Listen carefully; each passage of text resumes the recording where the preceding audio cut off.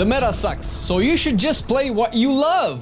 But what about getting into groups? Will your raid leader even let you be in the core raiding team? The discussions of meta is never going to get old or make people discriminate less against unpopular specs, but how much does it actually matter? Will it actually impact your performance as much as people say? Let's find out! First of all, when we say meta, what do people actually mean? As far as us gamers are concerned, we definitely do not use the word correctly, which the dictionary defines as something that is self-referential. That, for my brain, doesn't say much, but as an example, Deadpool is a meta character in the comic books because, through the action of breaking the fourth wall, it addresses itself as the character being aware he is a character in a comic book. Or a tier list video that ranks other tier list videos would be considered a meta video, or a video about videos. Does it make sense now? Anyway, as gamers though, we use the term meta as an acronym most likely for most effective tactics available, and if you think about it, it is really true for WoW players. Whatever performs the best is most popular, or actually the most effective in tackling the current design of the content would be a meta class or a meta spec. By definition then, meta matters, and meta is the best way to clear your keys, down those raids, and get the loot. But this is also no longer true when we talk about player skill levels, so I will explain just before I mention that making these videos, us being able to work freely, comes from the support of our Patreons. If you wanted to support this content, see more of it, and generally be a part of the team, hitting up our Patreon page at patreon.com/Marcelian&Online would actually help a lot. Plus, you'll also gain access to some unique features like custom-made wallpapers with your character's transmog on it, all in glorious 4K resolution, like the ones you see on your screen, plus early access videos with obviously no ads or extra stuff, and more. We appreciate every little support you guys have given us, and it would be significantly harder to do this content we love without you. So thank you. Now, back to skill level, it definitely impacts how much meta matters to you. For obvious reasons, we are not all equally good on all of the specs in the game, and the chances of us being good on a spec that just became meta because of a rework, buffs, or other things is usually low. That doesn't mean we cannot become good at it, but we can extend that argument on all aspects of the game. The focus here is whether or not you should be forced, compelled, or convinced to main a meta spec you might not enjoy, because you could just luck out and have your favorite unpopular spec become meta all of a sudden. I'm not talking about that. I'm talking about you being a feral druid, loving feral druid with all your heart, but then all of a sudden a new patch rolls out and the devs buff the shit out of Outlaw Rogue. Now, there are two situations that can happen. Your raid leader says that they don't need another druid spec, or that the group really needs an outlaw, and your feral is not meta. Or you want to join groups, but nobody will invite you to a key. Now, community perception will always exist, and discrimination is never going to go away because it's a very human thing to do. In life, you don't have time to see every movie, eat every food, talk to all of your friends at the same time. So you have to make a choice. Which movie do you watch first? What pizza do you order? Which friend will you call first? That is discrimination. There are, of course, negative and worse cases of discrimination, but because of how competitive WoW is, you need to prepare yourself for it. And we try our best to be a part of the solution and not the problem as much as we can with these types of videos. Meta isn't wrong, meta shouldn't be shamed, but does it matter every time? To use another example, let's look at Survival Hunter and Unholy DK in Season 4, since that's the most recent and complete data that we have access to. In the raids currently available, it wouldn't be a secret or wrong to say that Unholy is vastly outperforming a lot of other specs, especially in the Vault of the Incarnates raid.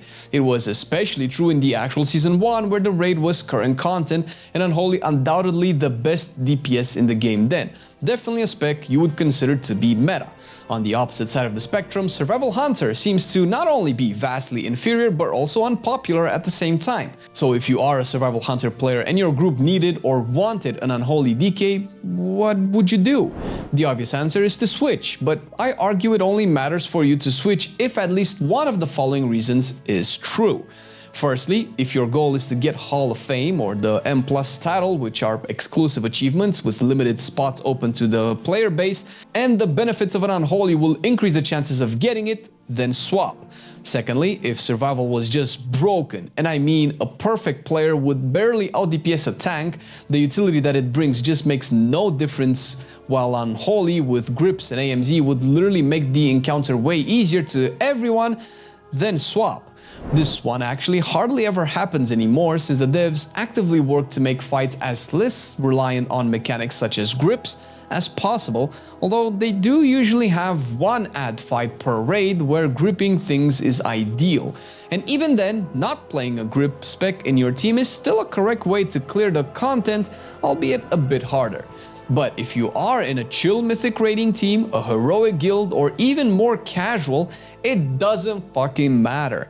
At that point, it's probably a better use of your time to improve your own skill as a player on a spec you enjoy. And if you still don't want to see the light, let's look at some data that I arbitrarily picked to prove a point. But realistically, we could do this all day. Let's take Aeronog on Mythic, a super easy boss for regular Mythic raiders and one of Unholy's best bosses. No clue if it's the worst for survival, but we can clearly see survival is ranked really at the bottom.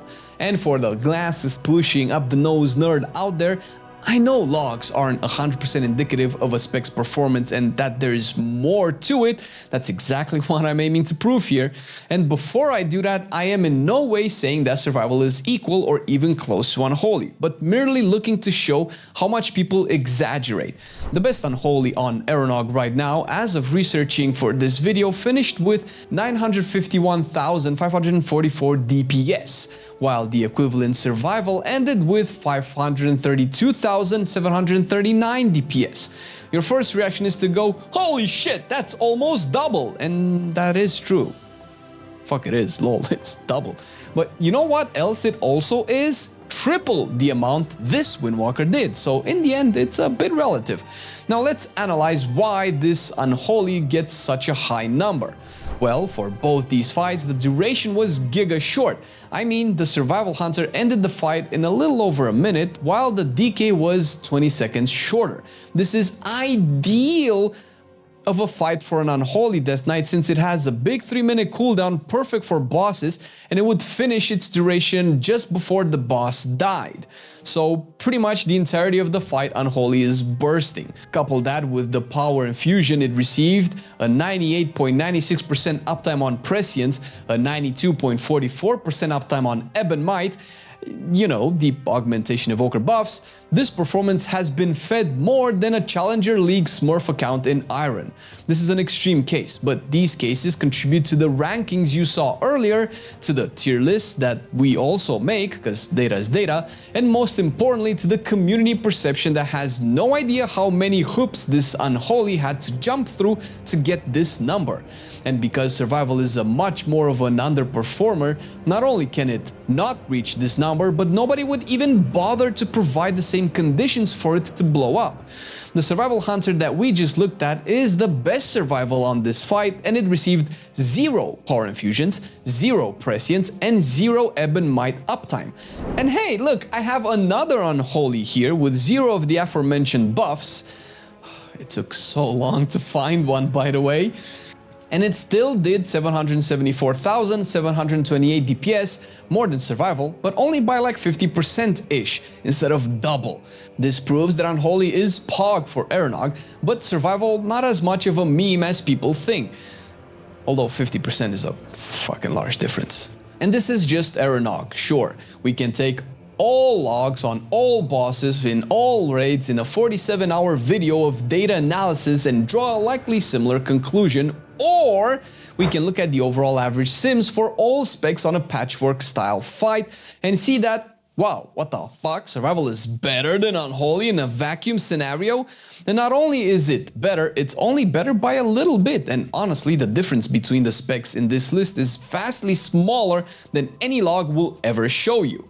Now you can use this and go to your raid leader and say Marcelian Online said survival is better than Unholy and that you are the worthy recipient of power infusion. or class discords because they love it when people do this. But the real takeaway here is that meta doesn't fucking matter if you know how to play your spec. If you are not running the clock against other guilds and you want that little bit of extra DPS to win before they do. And in these situations where meta actually matters, the players themselves don't actually care, I think, what specs they end up playing. They care about getting that cheese way more, since that's the point. And we can extrapolate this for Mythic Plus as well, although that's an even harder content to draw a line for since it's so chaotic and so reliant on individual performance and play, and that actually makes it even less relevant to play meta.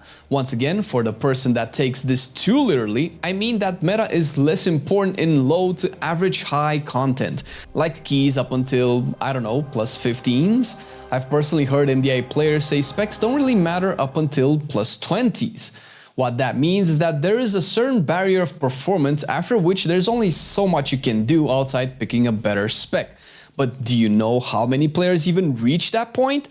Less than 0.1%. If you look at 15s, that's even less than 1% if you are playing the obviously incorrect faction.